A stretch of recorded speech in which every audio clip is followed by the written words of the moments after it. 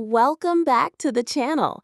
Today we're diving deep into one of the most revolutionary architectures in deep learning, long short-term memory networks, or LSTMs.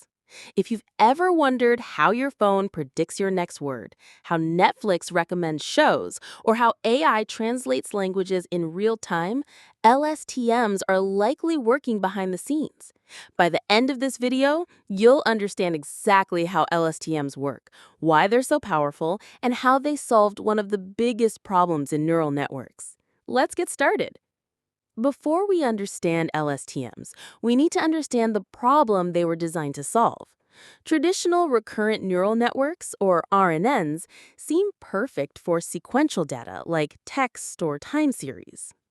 They can remember previous inputs and use that information to make predictions.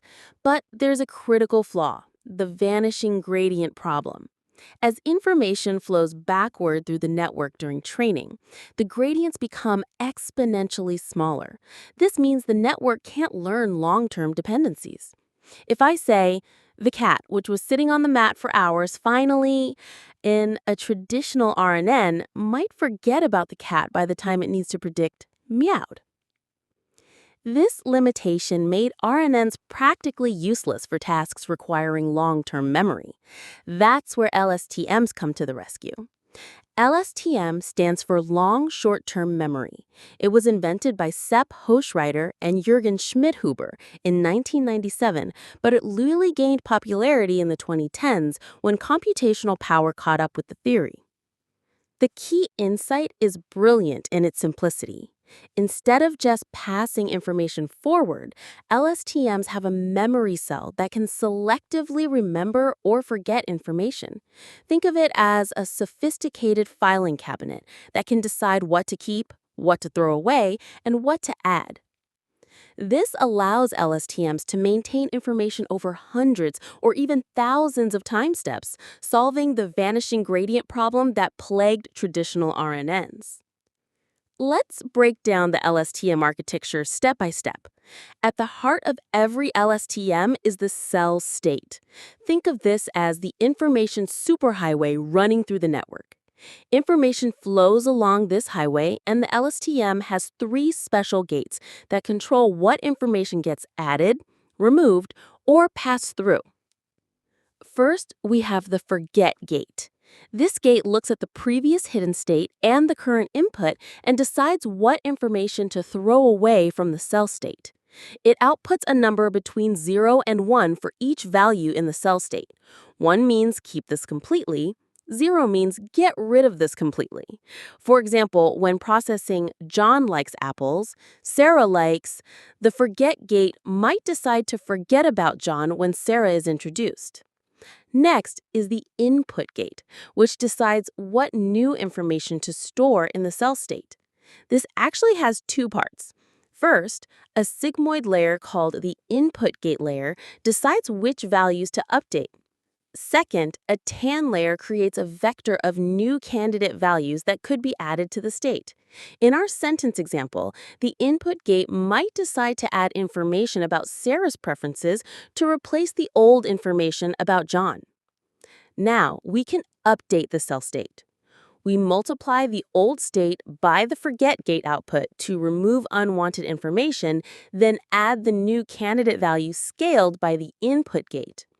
This is where the magic happens. The LSTM selectively forgets old information and adds new information in one smooth operation. Finally, we have the output gate, which decides what parts of the cell state to output as the hidden state. The output gate looks at the current input and previous hidden state to decide what to output. The cell state is passed through tan and multiplied by the output gate to produce the final hidden state. Let's see all these components working together in real time. Information flows in, gets processed by the three gates, updates the cell state, and produces an output. This happens at every time step, allowing the LSTM to build up complex patterns and long-term dependencies. So why do LSTMs work so much better than traditional RNNs? It all comes down to gradient flow. In a traditional RNN, gradients must pass through the same weights at every time step, leading to exponential decay. But in an LSTM, gradients can flow unchanged through the cell state highway, bypassing the problematic repeated multiplications.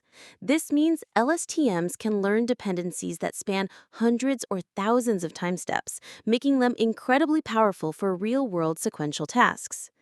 LSTMs have revolutionized natural language processing. They're used in machine translation, where understanding the entire context of a sentence is crucial for accurate translation.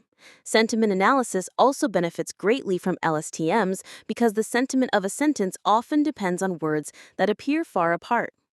In time series forecasting, LSTMs can learn complex patterns in stock prices, weather data, and sales figures.